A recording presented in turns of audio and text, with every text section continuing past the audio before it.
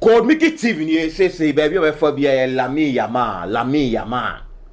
I be no great say their boy ni ye na say Otmeje world best player and straight. First na Ejina Raphinha so. Eno na ene me dey asaba ye ba because Lamine Yamal no the all in football mu no. The last 3 matches say where what your boy ni say almost say Iron Robin by Iron Robin mo dey na consistent say. Oh yeah. Boy ni dane ne ho a or they share the same place oh. Tia na me kra me busa say are defenders na so or dane a any omom and I keep an kra empian ko gina way. But that is the controller boy ni kuta. We need to pass eba enso wo ya na be wuram. Ama binum so kire say no. Over the calendar year Juma Dembele ye no PSG ho no. E say well best player no e koma Dembele. Enti e ba behwe. Diaz. Good. To assistance now no. Well best player no considering the Diaz Raphinha mo Dembele mo ye na. They say be kra the mo Salah mo nyina nka hwan na hwe a obetumi. Ye fa well best ne man. Enoma be bra sesa. Na sobo we no emprempi no say ye de bo Lionel Messi ni Cristiano Ronaldo. Omo no ma be sesa the idea behind the Ballon d'Or no. Ronaldo ni Messi ma ye hu say before we win the Ballon d'Or just say unya numbers. The numbers omo na the numbers ni ba mu. Emprempi no you can trace back. Emprempi no mo je Ballon d'Or na win FIFA best player no. Emprempi ya na nya numbers. Emprempi nya UEFA Champions League. Inti obi ka say obi gi Champions League and a guarantee ni say obi wini the banya numbers ya na dey wa say nya Champions League nya numbers enya numbers na dey na ebi also enya Champions League ebi ho no ma dey ni say influence aura di pakro no kuta the power kuta how well ani pano PR wa brand no ye pa enti me ba o yi Messi Ronaldo a hwan mu na o de aura keke wura mu koje example say Johan Cruyff ewram ebe dominate here at that time Johan Cruyff no ni numbers.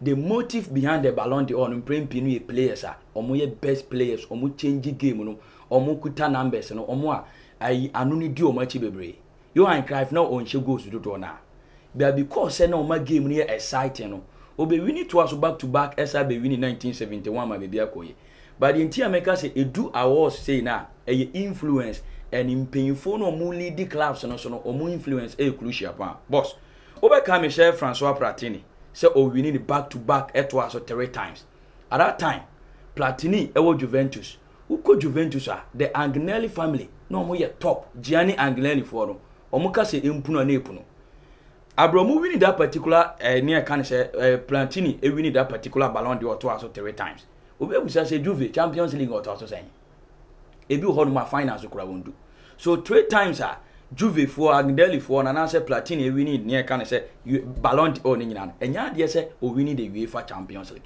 It has always been like that. Obeka Paulo Rossi won it in 1981. Juve Champions League enyo mo na koje at that time it was Aston Villa. But because Paulo Rossi no ni ball ne ball kakra and na Juve for Agnelli family for no so they were on top of the game. E wi aso no muka say mpuno na mpuno so Ballon d'Or no the chire nyina ne say player no how well our branding ho how our marketizing ho marketing ho ye and how powerful or club president or club chairman and no na ye pushy players never just a year away no o hwa hwan na betuma nya Ballon d'Or year away I think say based on the American can no ma me tutu dwa nyina no me hu say enka player ba ko a anu ni di na chikese pa no Lamine Yamal but ono no ni numbers no. Now you see the narrative no I change it from say una winning ball ne ball o say games ni ade to say numbers start data or assist goals any sa ade no o the start o the goals any sa no man ba o be hu say Raphinha right from the beginning of this season he's been consistent numbers ni kuta no about 55 goals involvement Osha Ousmane Dembele about 47 goals involvement but Lamine Yamal no numbers ni in favor no numbers in favor Lamine Yamal ni nyina no say because of Raphinha ne no man na oye ne ade nyina echi but per why I said me hu ni say nka nipa o say nka oje Ballon d'Or this year no Raphinha because he's been consistent.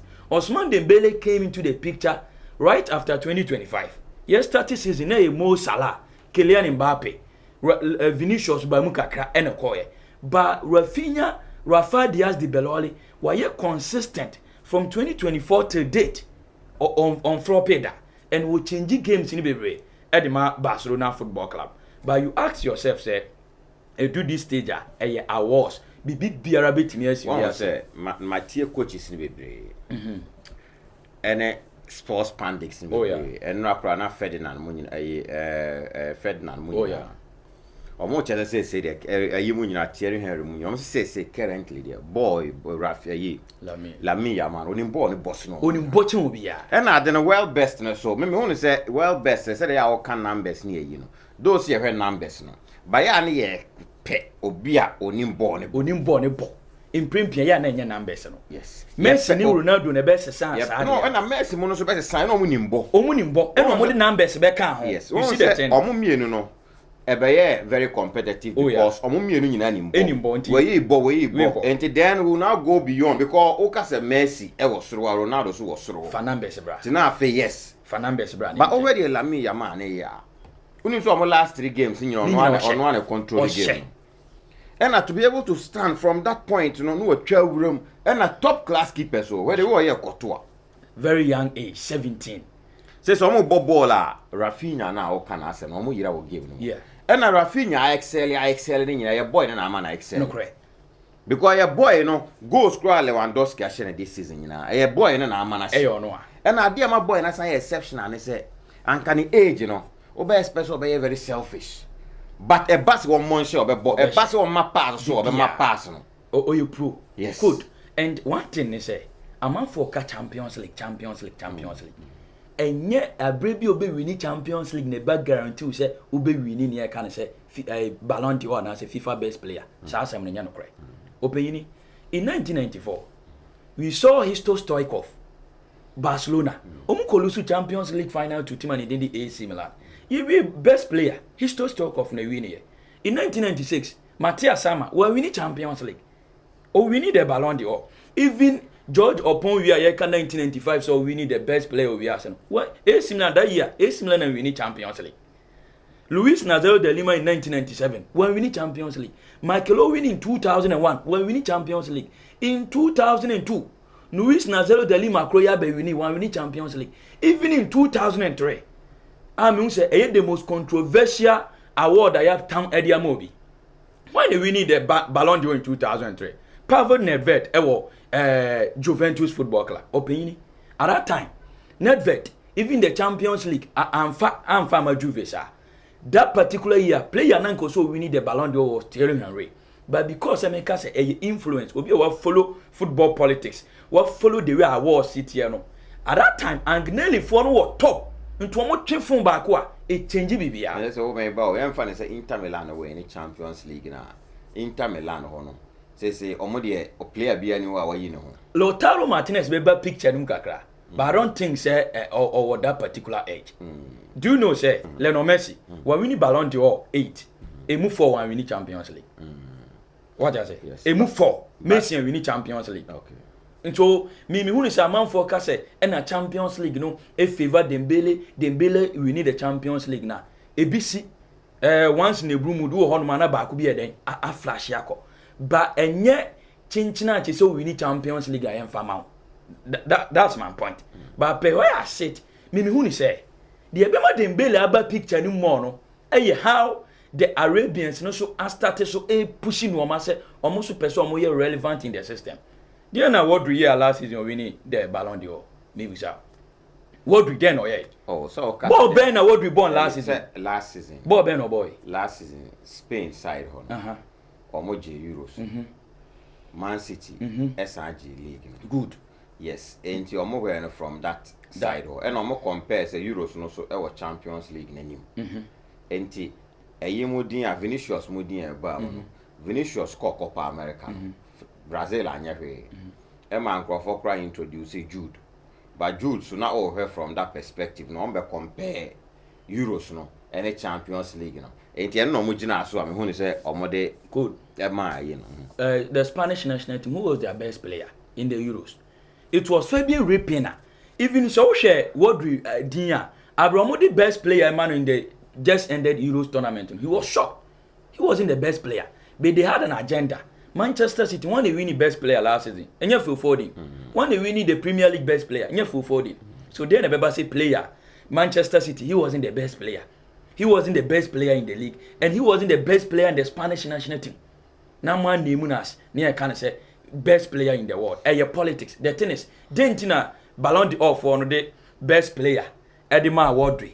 Na FIFA for Fred Vinicius Junior the best player ma Vinicius Junior. Okay. Ti say metwasia. Over say o kire say awards no politics. Metwasia. Say PSG Champions League na.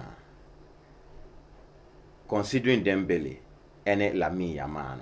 Over a wine but what chance pass. PSG win the Champions League now. They will project Dembele. Dembele will go through. But some of the man will deserve it. Dembele will go through. He deserve it. Or deserve it. Say when you do finance and on deserve it. But I think you can't born a born there. Me who play our ball chain Lamine Yamal this season. Only ball chain will be ya.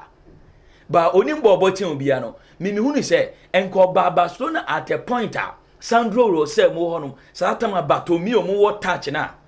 Messi in 2010. What's his nada? Won the Italian Serie A. Won the Supercoppa d'Italia. The team could do finals in here can say FIFA World Cup. Won the Champions League. Who won the best player in the world? And you know Messi. Then a Messi in 2010 winning the Did the American say player no performance crucial. And a club na all bonus to influence no president no lead you no touch no one call keke no be no and necessarily be football politics. They say the metia see I don't know they're just the last in a boy in a bamusa. Dembele bam 2025. Lamine so because na nyina yenim say Barcelona kwa no project Raphinha. But suddenly boy no about to take shape. Good. And just said nyina ya hwe a bibi e kono pepepe a PSG did ya Dembele wo edge. But PSG anya Lamine no. Yes. And the season no so long. Once you be finalissima, you be UEFA Nations League. Inti even though say after Champions League finals, Munich, you know, yes, our other games be bar, and also ebe change bibia. But where I said, me who say the best player currently, Lamine Yamal. Okay. Only ball watching be but the numbers ne the American factors are consider. Politics and no political aspect now akwa kodi the Arab for no akodi Arab for no because she investment Sheikh Mansour for wa be ye and I say Nasser Khalifa mu ba be ye dia Paris Saint-Germain no ma be we need the Champions League automatically player from Paris Saint-Germain also one of the best player in the world and him for a French football magazine Ousmane Dembele a French so odd no e be favor on that particular angle say Inter Milan for so on the other hand na fe dia Bible say Lamine Yamal any Raphinha so betimi aba into the picture numbers ni bibia e favor Raphinha senka Barcelona etimi do even the finals of the UEFA Champions League no mo lose ya nko bia etimi ni even Raphinha na say Lamine Yamal enkwan okay so politics politics award scheme no politics okay you ready say we kware e digress kakra say mama tia say bibia kope a say koma Lamine Yamal. But in so the argument be about say over Ronaldo, over Messi, now her born Lamine Yamal, born. I must start to hear that comparison. Some of me and son over boy no, or you better see no. Good. Early days yet. Mimi who say.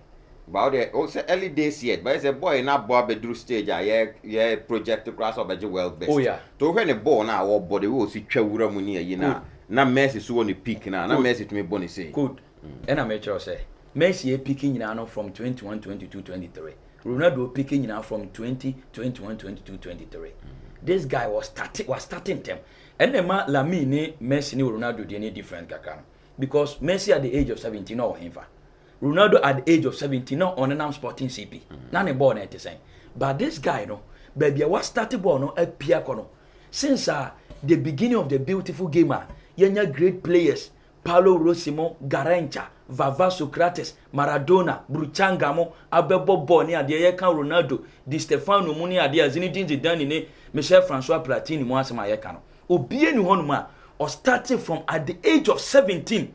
Say all bodies mature football. Munina epiki. The youngest player winning Ballon d'Or, Luis Nazario de Lima. He won it, I think, at the age of 21. So meaning Lamine Yamal, I think ball na obo na no den even Messi Ronaldo this age o man bossa but me pese me compare ono to Messi ni Ronaldo me pese consistency e key but be Messi mu ball no do ye no me hwe se so o hwe a single season ball ya single season your boy ya Messi ya ball sada single season because the last 3-4 matches they were all katiba o mu jira ne so a me nyina o hwe Messi mu boy but the boy we ye no na boy no say gradually no say so ball na o tenia on say Messi mu no o mo ye o mo say bi no o mo she bi Ronaldo mo so o mo say bi but say boy we no ball no the back pole mu bia ayi and one thing Lamine dey na yenwan say before Messi was coming into the picture na Barca wo Deco Barca wo Eto Barca wo Thierry Henry Barca wo Keita Barca wo Ronaldinho Barca wo Xavi inti na wo mature players e wo manim inti eye din a ubehun say the face of Barcelona team na Eto Ronaldinho and I be a Thierry Henry even Deco in this case who is the face of Barcelona team Akwada 17 years so with this angle they make me aka say per normal Lamine Yamal no make me compare no to Lionel Messi ni season especially 2008-2009 season ball na Messi boy no I think Lamine Yamal so with that same angle but right so home me ma hwe ye kan say Ronaldo ahwe na but season now the free Manchester obobo pa that season yeah say no na ono so oje ball out mu so oba obobo till date ono penny Ronaldo penny the only player win FIFA best player England okoy till date obi e no team win bi because that season that mark na no den ball na but no original center ball bi na Porto keeper bi sheche yeah against Porto o sheche o ball center na ball ni na mu yeah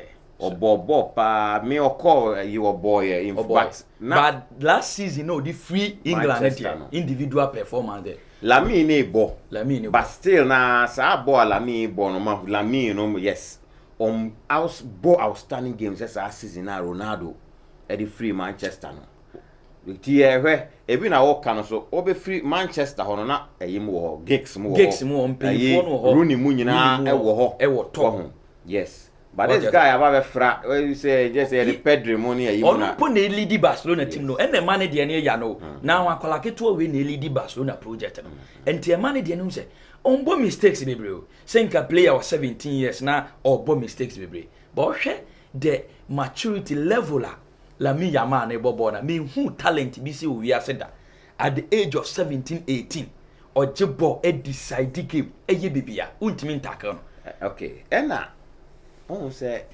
last year mu ho nyina na ye nyina ye ya menim se ana eye bibi alobi ana se ya na ye se Mbappe no Messi a set 3 ono so a set 3 World Cup bi finals bi sa oh yeah ti say Mbappe no the can there you see ball Lamine di na ye mo Mbappe di mo ba bi kura last year no mbe start say akwai Haaland yeah say we a share goal ni yi no the Mbappe ya say Lamine ya say Mbappe mo out kura ho Mbappe out Mbappe beba abia be top 5 yo beba ba wako trophyless na anya kwanya about the well best about say where but me where say ball na nkese o hwe Mbappe na hwe Lamine na Mbappe men okra ho ye kan ball ne dia ye kan ball ne dia ye kan ball ne dia Lamine ni ball ne ball but ball na ya na eden ball ne say obebo ball no wa she goals na wa ya assist na wa she goal na mfa so ni so say we goals wa she this season and me kire o say into make it that particular comparison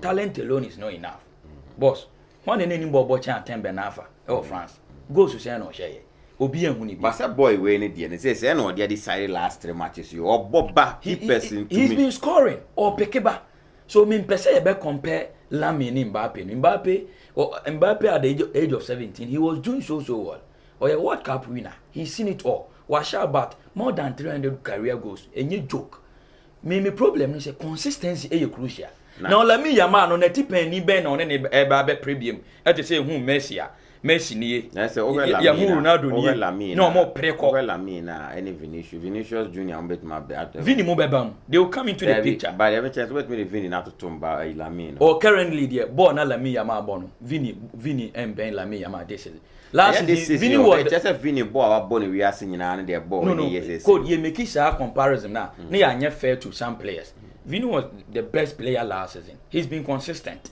But this season, Amano. Lamine, so this season, Lamine Yamal. Inti, only one player, one season, I can compare with Bia, what Bob 5 seasons, I will be a Huna. I am not fair to the football world.